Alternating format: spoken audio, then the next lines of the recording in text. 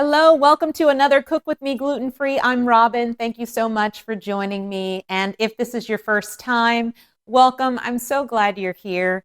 Today is Christmas Eve. Now, you'll notice in the last video, I said the same thing, that it's Christmas Eve. And it's still Christmas Eve because I'm preparing for Christmas breakfast / brunch tomorrow. And in my last video, I mentioned that I was going to bring you two of my special favorite brunch breakfast recipes. And today is sausage balls. Now, I am using a mini muffin pan to prepare these sausage balls. And my key ingredient is, let me grab this, gluten-free Bisquick. Now, if you haven't tried gluten-free Bisquick, this is a winner. Now, I'm going to be honest, I haven't tried it for just regular old biscuits, but when it comes to using this in recipes, this is a winner. It works very well, and I think it cooks up very similar to regular Bisquick because no one has ever questioned, are these gluten-free or is that gluten-free? No one ever questions it. So I'm going to say that that this brand, which is the actual Bisquick, Betty Crocker Bisquick brand, is definitely a winner, and it's a pantry staple for me. So let's get started making our sausage balls. Of course, we're going to take a look at our ingredients first.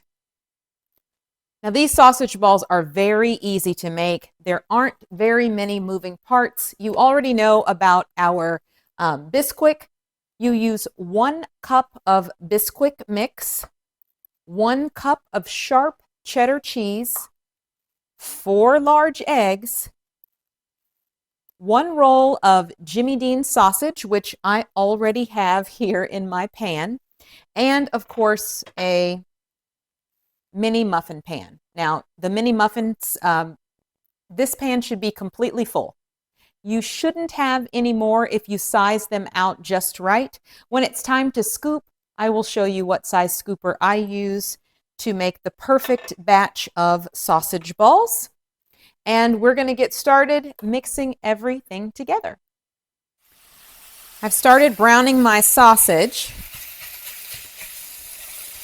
And you're just browning it just like you'd make ground turkey or ground beef for spaghetti. So cooking that up the same way. I've also cracked my 4 eggs. All right. Preheating the oven to 350 degrees as well. I've got my 4 eggs here. I'm just going to whisk them together a bit. Now I add a little bit of salt and pepper to my egg mixture. That is not necessary because the sausage already has enough seasoning on its own, in my opinion, but it's just a habit, Being a foodie, I like full flavor, so that's what I do. I'm going to finish browning this meat, and when I come back, we will start putting everything in the bowl. I finished browning the sausage. Now, there's not a whole lot of grease in here, so if you want to drain it, definitely do. That's a matter of personal preference. I do not drain mine, but again, if you feel like you need to, certainly do that before you begin mixing everything together. Now, of course, we did beat our eggs. I mentioned that I sprinkled a little salt and pepper in mine. The next thing I'm going to do is add in the cheese, 1 cup.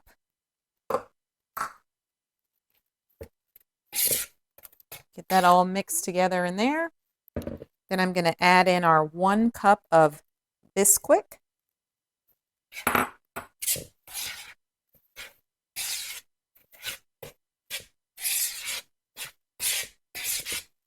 And then once that's kind of together, I just go right in with the sausage. And again, I don't drain mine. Sometimes I think a little extra grease adds a lot of flavor. And you're just going to mix that up together.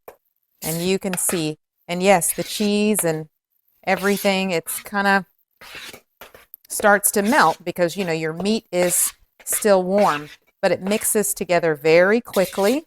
You can see what that looks like. And then once that's mixed well, we're going to use our scooper. Now, if you don't have a scooper like this, then you certainly could use like an ice cream scooper, something that's of similar size. So I'm going to grab our mini muffin pan here, and I'll give you an idea of what mine look like. I don't overfill it, but I just go right in, right up against that edge. Again, I don't overfill it, and it's a pretty quick process for me to get all of these filled. And I'm going to fill all of these, and they will remain in the oven for 20 minutes at 350 degrees. Once they come out, I'll be back for a taste. Just wanted to show you what they look like before they go in the oven. Again, I use the scooper, and they're all relatively the same size. Definitely not perfect, but they are ready to go in the oven for 20 minutes on 350. And you're looking for them to kind of be golden brown on top. And here they are. Look at this absolute perfection. I mean, the perfect browning on top. They look amazing. So I'm going to grab one because guess what? They come out so easy. Look at this cutie pie. See the top? I let them cool for a couple of minutes, but it's definitely super hot. I'm going to put it down. Now, these are finger foods, but I'm going to break it apart first because I'm afraid that it's going to be so super hot. And I want you to see what it looks like on the inside as well. You can see, look how hot that is. But you can see the sausage through and through. You see the biscuit. These are always so good.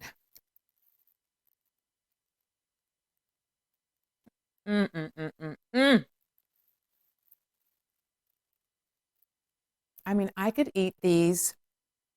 I could probably eat like 8 of these in one sitting. These are so amazingly delicious.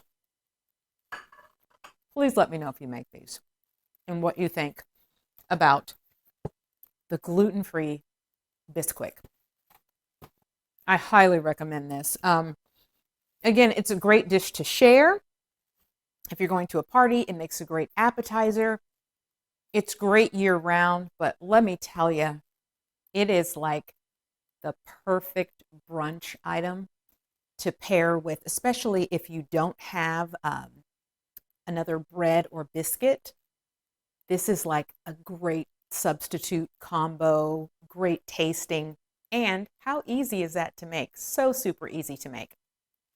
Okay, thank you so much for joining me on another Cook With Me gluten-free. I hope you had a wonderful, happy holiday season, and I look forward to seeing everyone next week. Don't forget to like and subscribe and comment down below. Let me know what you want me to make or try. All right, we'll see you next time. Bye.